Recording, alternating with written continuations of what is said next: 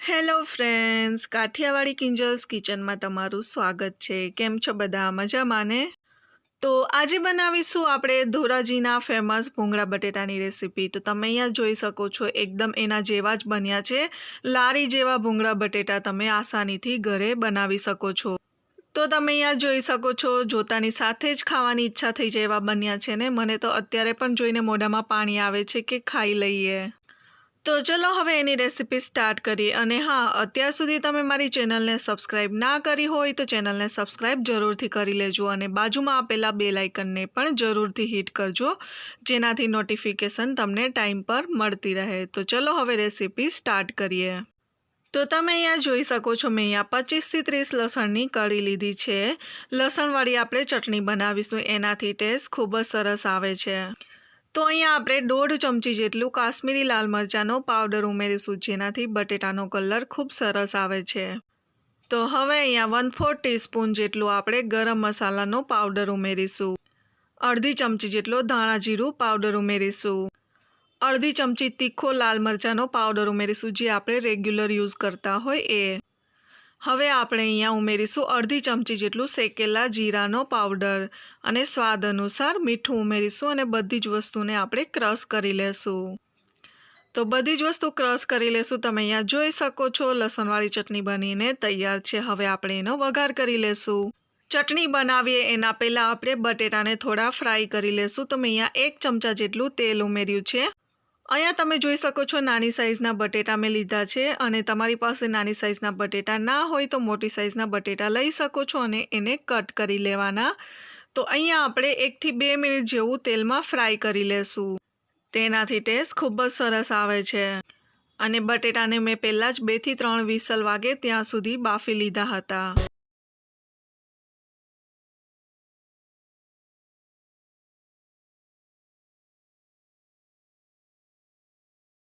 તો અહીંયા તમે જોઈ શકો છો, 1 થી 2 મિનિટ થઈ ગઈ છે. તો હવે આપણે બટેટાને કાઢી લેશું અને બટેટાનો વઘાર કરી લેશું.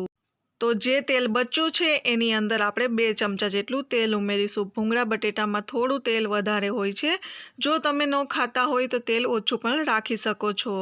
તેલ ઉમેર્યા પછી આપણે તેલને ગરમ થવા દેશું. જેવું તેલ ગરમ થઈ જાય એટલે આપણે 1 ચમચી જેટલો ચણાનો લોટ ઉમેરી લેશું અને શેકી લેશું તેલમાં.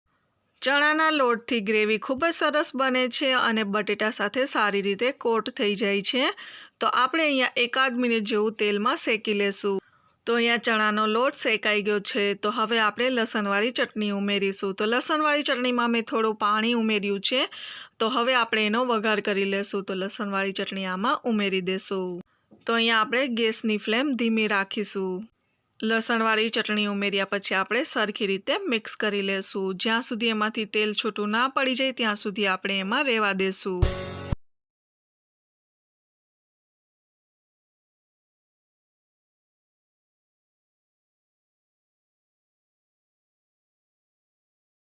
તો અહીંયા લસણવાળી ચટણીમાં તમે જોઈ શકો છો, તેલ છૂટું પડવા લાગ્યું છે. તો હવે આપણે આ સમય ઉપર પાણી ઉમેરીશું. પાણી ઉમેરવાથી ગ્રેવી ખૂબ જ સરસ બને છે અને ભૂંગળા બટેટામાં ગ્રેવી થોડી વધારે હોય છે, એટલા માટે આપણે અહીંયા પાણી ઉમેરીશું. તો અહીંયા આપણે 4 થી 5 મિનિટ જેવું ગ્રેવીને ઉકાળીશું અને ઢાંકીને પકાવીશું, એટલે ગ્રેવી ફટાફટ ઉકળી જશે અને એની કન્સિસ્ટન્સી પણ થીક થઈ જશે. તો જ્યાં સુધી ગ્રેવી ઉકળશે ત્યાં સુધીમાં આપણે ભૂંગળાને પણ તળી લેશું. તો હવે આપણે અહીંયા સ્વાદ અનુસાર મીઠું ઉમેરીશું. તો મીઠું આપણે પહેલાં પણ લસણવાળી ચટણીમાં ઉમેર્યું હતું, તો એ વાતનું ધ્યાન રાખીશું. તો અહીંયા આપણે બાજુના ગેસ ઉપર ગ્રેવીને ઉકળવા દેશું અને સાથે આપણે બીજી સાઈડ તેલ મૂકી દેશું અને ભૂંગળાને તળી લેશું. બટેટાની સાથે ક્રિસ્પી ભૂંગળા ખાવામાં ખૂબ જ ટેસ્ટી લાગે છે. તો એકવાર આ રીતે રેસીપી ઘરે ચોક્કસથી ટ્રાય કરજો. અને અહીંયા તમે જોઈ શકો છો, મેં આ રીતના ભૂંગળા લીધા છે, જે મોટી સાઇઝના આવે છે એ. તો જેવું તેલ ગરમ થાય એટલે આપણે ભૂંગળાને તળી લેશું.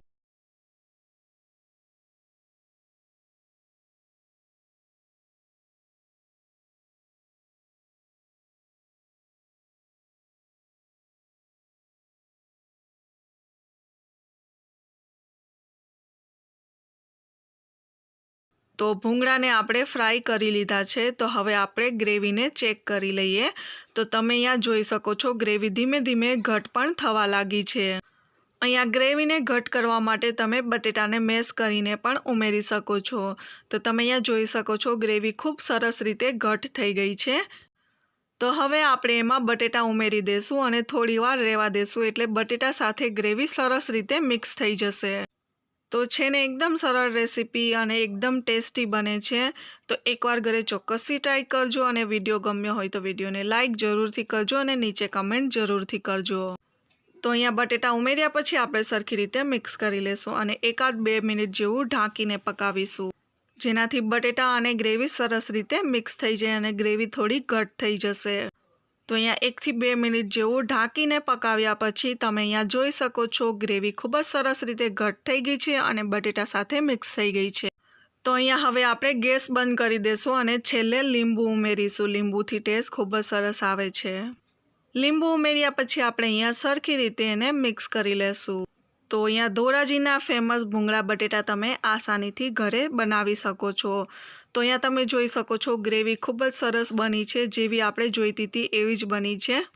તો કેવી લાગી આજની રેસીપી? જો વિડીયો ગમ્યો હોય તો વિડીયોને લાઇક, શેર અને ચેનલને સબસ્ક્રાઈબ કરવાનું ના ભૂલશો.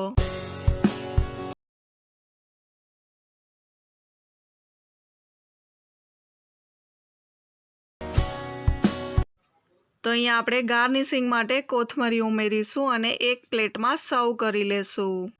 તો અહીંયા તમે જોઈ શકો છો એક પ્લેટની અંદર મેં ભૂંગળા લીધા છે અને સાથે ખારી સિંગ લીધી છે.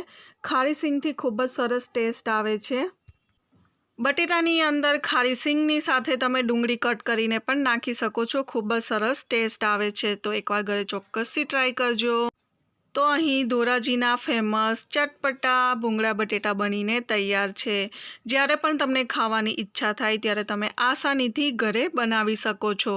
તો આજનો વિડીયો તમને ગમ્યો હોય તો વિડીયોને લાઇક જરૂરથી કરજો અને નીચે કમેન્ટ જરૂરથી કરજો કે તમને મારો આજનો વિડીયો કેવો લાગ્યો. તો મળીએ નેક્સ્ટ વિડીયોમાં નવી રેસીપી સાથે. ત્યાં સુધી બાય.